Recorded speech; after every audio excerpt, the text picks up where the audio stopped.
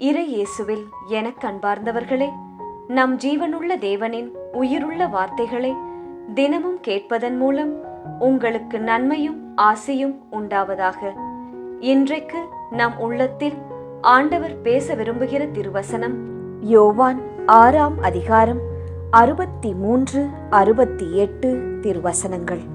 ஆண்டவரே, உமது வார்த்தைகள் வாழ்வு தரும் ஆவியை கொடுக்கின்றன.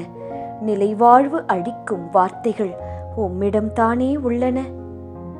இறை இயேசுவில் எனதருமை நண்பர்களே, உங்கள் அனைவருக்கும் நம் இயேசுவின் அன்பை உரித்தாக்குகின்றேன். இன்றைய புனிதராம் புனித ராபர்ட் பெலார்மின் ஆயரிடம் நமக்காக இறை இயேசுவிடம் பரிந்து பேசி அவரின் மேலான இரக்கத்தை பெற்று தரும்படி ஒரு நொடி ஜெபித்துக் கொள்வோம். இன்று செப்டம்பர் மாதம் 17ஆம் தேதி புதன்கிழமை. இன்றைய நாளில் தங்கள் பிறந்த நாள் மற்றும் திருமண நாளை கொண்டாடும் அனைவரையும் இறை இயேசுவின் அன்பும் ஆசிர்வாதங்களும் நிறைவாய் சேரட்டும். மற்றும் தங்கள் அன்பானவர்களை இழந்து தவிக்கும் நண்பர்களையும் இறை இயேசுவின் வியாகுல அன்னை மரியின் ஆறுதல் தாங்கிக் கொள்ள ஜெபிக்கின்றேன். நண்பர்களே, எப்படி இருக்கின்றீர்கள்? உடல் நலமா?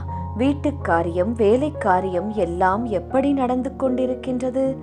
ஒரு விஷயம், எப்போதுமே தேவையில்லாமல் வேண்டாததை பேசுபவர்கள் வென்றதாய் சரித்திரமே இல்லையாம். ஆனால் அமைதியாய் இருந்து பாருங்கள், உங்களை சோர்ந்து போக இயேசு விடவே மாட்டார். தோற்று போகவும் அனுமதிக்க மாட்டார். சைலண்டா போங்க, அக்செப்ட் செய்து கொண்டு இருங்கள். உங்கள் வேலையை பார்த்து கொண்டே இருங்கள். அவர்கள் பேசிக்கொண்டே இருக்கட்டும். அவர்களுக்கு ப்ரொடக்டிவாக செய்ய வேறு தொழில் இல்லை. மற்றவர்களை பற்றி பேசுவது மட்டும்தான் அந்த நபர்களுக்கு வேலை. உங்களுக்கு அப்படி இல்லையே. உங்களுக்கு நிறைய பிரயோஜனமான காரியங்கள் செய்ய கவனிக்க இருக்கின்றது. அப்படி வேலையெல்லாம் முடிந்து விட்டதா? ஜெபிக்க எத்தனையோ தனி ஜெப குறிப்புகள், பொது ஜெப குறிப்புகள் இருக்கின்றது.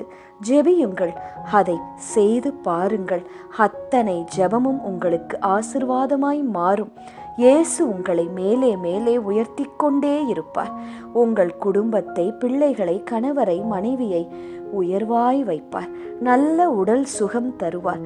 கொஞ்சம் சம்பாதித்தாலும் அது வீணாகாதவாறு நீங்கள் சேர்த்து வைக்க முடியும். சரி, இன்றைய முதல் வாசகத்தில் பவுல் கூறுகிறார், நமது சமயத்தின் மறை உண்மை உயர்வானது. ஆம், அதில் ஐயமே இல்லை நண்பர்களே. ஆனால் இதை பிறரிடம் வாயால் மட்டும் சொல்லக்கூடாது. அது தவறு. வாழ்ந்து காட்ட வேண்டும் நமது மறை என்ன என்பது. ஒரு தேவை என்றால் மற்ற நபர்கள் உடனே நம் கிறிஸ்துவ ஃப்ரெண்டிடம் கேட்போம். நிச்சயம் நமக்கு உதவி கிடைக்கும். ஒரு ஆலோசனை என்றாலும் உங்களை தேடி வர வேண்டும். மற்றவர்கள் வாழ்வில் ஓர் இழப்பு என்றால் கூட let me ask my Christian friend. அவர்கள் கைட் பண்ணுவார்கள், ஆலோசனை கூறுவார்கள், தோள் கொடுப்பார்கள் என்று உங்களை நாடி தேடி மற்ற நண்பர்கள், உறவுகள் ஓடி உங்கள் வீட்டிற்கு வரும்படி நீங்கள் வாழ வேண்டும். அப்படியாய் உங்கள் வாழ்க்கை இருக்க வேண்டும். குடும்பத்தில், பணியிடத்தில், தெருவில், பிள்ளைகள் இடத்தில், பயணம் செய்யும் இடத்தில் கூட நீங்கள் யுனிக்காக இருக்க வேண்டும். உங்கள் முகத்திலே அந்த அமைதியும் அன்பும் கிறிஸ்துவை போல பிரதிபலிக்க வேண்டும். எப்படி வாழ்வீர்களா என் தோழனே, தோழியே? அதுதான் நம் மறை சொல்லும் வாழ்வு. சரி, இன்றைய நற்செய்தி என்ன கூறுகிறது? ஆண்டவரின் வார்த்தை அது வாழ்வு தரும், ஆவியை கொடுக்கும், நிலை வாழ்வை அளிக்கும். 3 காரியங்கள்: வாழ்வு, ஆவி, நிலை வாழ்வு. சரி, இந்த சமயத்தில் எனக்கு யாரிடம் செல்வோம் இறைவா? அந்த பாடல் இருக்கின்றதே, அது ஞாபகம் வருகின்றது. யாரிடம் செல்வோம் இறைவா? வாழ்வு தரும் வார்த்தை எல்லாம் உம்மிடம் அன்றோ உள்ளன. யாரிடம் செல்வோம் இறைவா? அருமையான பாடல், என் மனதிற்கு நெருக்கமான பாடல். அலை போல இந்த உலக தேவைகள் நம்மை நெருக்குகின்றதா? உடனே ஆண்டவரின் வார்த்தையை தேடி படியுங்கள். சோர்ந்து போகாதீர்கள். நெகட்டிவாக எதையுமே யோசிக்காதீர்கள். ஆண்டவரின் வார்த்தை, அன்னை மரியின் துணை எந்த ஒரு கெட்ட நேரத்தையும் நன்மையான நேரமாக, ஆசிர்வாதமான நேரமாக உங்களுக்கு மாற்றித் தரும். அண்டி வாழ யாரும் இல்லையே என்று கவலைப்படுகிறீர்களா? உண்மையான அன்பு காட்ட யாரும் என்னை சுற்றி இல்லையே. எல்லோருமே எதையோ என்னிடம் எதிர்பார்க்கின்றார்கள். அது கிடைக்கும் வரை நடிக்கின்றார்கள், அன்பு காட்டுகின்றார்கள். அந்த காரியம் முடிந்த பிறகு தங்கள் உண்மை சுபாவத்தை காட்டுகின்றார்கள். யாரை அண்டி நான் வாழேன்? யாரைத்தான் நம்புவேன் என்று யோசனையா? எப்படிப்பட்ட சூழ்நிலையில் நீங்கள் இருந்தாலும் இயேசுவின் வார்த்தையை கேளுங்கள். தேடி தேடி படியுங்கள்.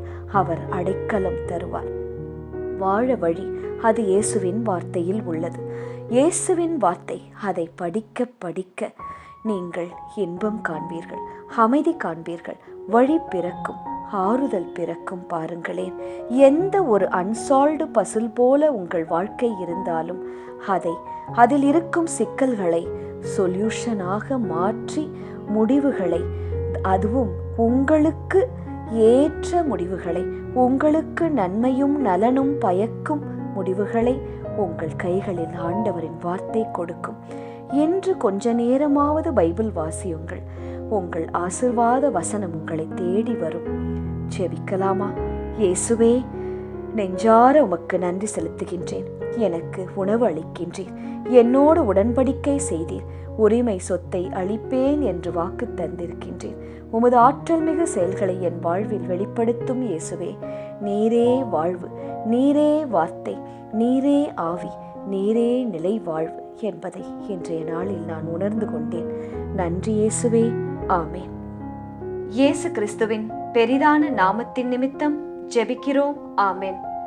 ஒவ்வொரு நாளும் உங்கள் உள்ளத்தில் ஆண்டவர் பேச விரும்புகிற இறை வார்த்தையை தெரிந்து கொள்ள ரோசரி பிரேயர்ஸ் சேனலை சப்ஸ்கிரைப் செய்யுங்கள். மேலும் உங்கள் நண்பர்கள் மற்றும் உறவினர்களுடன் ஷேர் செய்யுங்கள். நன்றி.